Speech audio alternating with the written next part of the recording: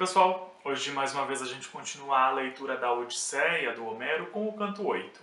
E lembrando que aqui na descrição desse vídeo tem o link para a playlist da Odisseia, para quem quiser acompanhar esse projeto de leitura. No canto anterior a gente acompanhou Odisseu no palácio de Alcino e Arete, onde ele pediu a ajuda desses dois para conseguir voltar para casa, em Ítaca, e Alcino concorda em ajudar Odisseu, mas antes ele gostaria de fazer uma assembleia para reunir os feácios e decidir junto com os feácios se ele ajudaria Odisseu a voltar para casa ou não. E o canto de hoje, que é o canto 8, começa então no dia seguinte, logo quando amanhece, quando Alcino vai até a praça onde seria feita a assembleia para decidir sobre o futuro de Odisseu, e Odisseu acompanha Alcino, e aos poucos as pessoas começam a chegar então para a assembleia. E, enquanto isso, a deusa Atena se disfarça como um dos arautos de Alcino e percorre a cidade decidida a ajudar Odisseu a voltar para casa. A deusa Atena também faz com que Odisseu fosse percebido pelo povo com uma boa aparência,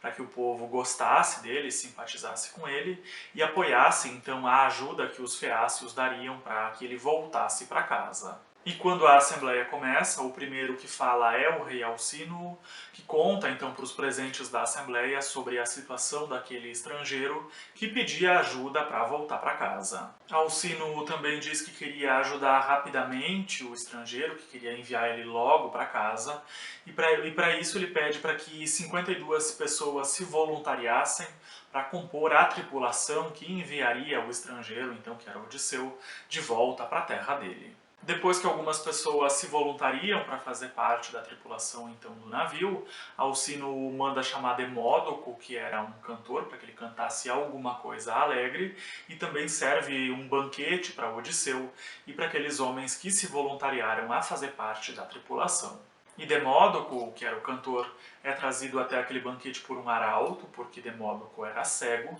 e logo que ele chega, ele começa a cantar uma canção sobre a guerra de Troia. E com essa canção de Demódoco, Odisseu chora e esconde o rosto no manto para que ninguém visse ele chorando por conta da música, e Alcino percebe esse comportamento de Odisseu, mas não comenta nada. E esse trecho é muito parecido com uma passagem do canto 4, quando Menelau fala sobre Odisseu para Telêmaco, que é então filho de Odisseu, e Telêmaco também se emociona e também chora, escondendo o rosto para que ninguém visse ele chorando. Então a gente tem pai e filho com mais ou menos o mesmo comportamento em situações parecidas. Depois dos banquetes e das canções começam as provas atléticas, para mostrar para Odisseu as habilidades dos feácios nos esportes, e o primeiro esporte que é disputado é a corrida. Um dos filhos de Alcino, chamado Laodamente, convida Odisseu a participar de alguma modalidade esportiva, mas Odisseu não aceita participar porque ele estava muito triste, com muitas saudades de casa,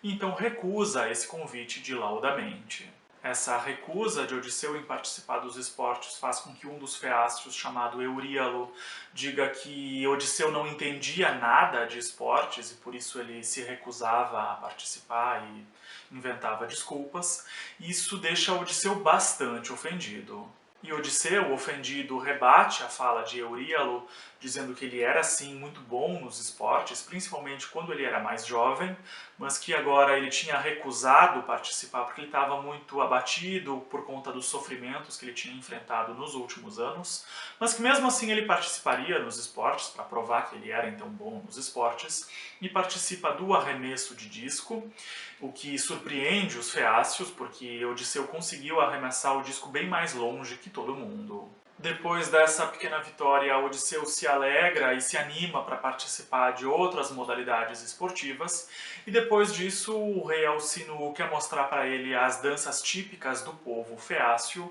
e manda chamar Demódoco mais uma vez para que ele cantasse uma canção e embalasse então as danças. Os dançarinos se preparam, inclusive o rei Alcino, que também dança, e Demódoco canta uma canção sobre o amor entre Ares e Afrodite. Odisseu elogia a dança de Alcino, que fica muito contente com o elogio, e também elogia a música de Demódoco, principalmente a música que falava sobre a guerra de Troia, e pede para que Demódoco cantasse mais uma canção sobre o cavalo de madeira, ou seja, sobre o cavalo de Troia, que tinha sido dado como um falso presente dos acaios para os troianos. Demódoco começa então a música cantando sobre os guerreiros que estavam dentro do cavalo de madeira, enquanto que os troianos decidiam o que eles fariam com aquele cavalo que tinha sido dado então de presente pelos acaios. E enquanto que Demódoco cantava, Odisseu chorava, e Alcino mais uma vez percebe esse choro sempre que se falava de alguma coisa relacionada à guerra de Troia, e fica bastante desconfiado e também curioso sobre aquele estrangeiro.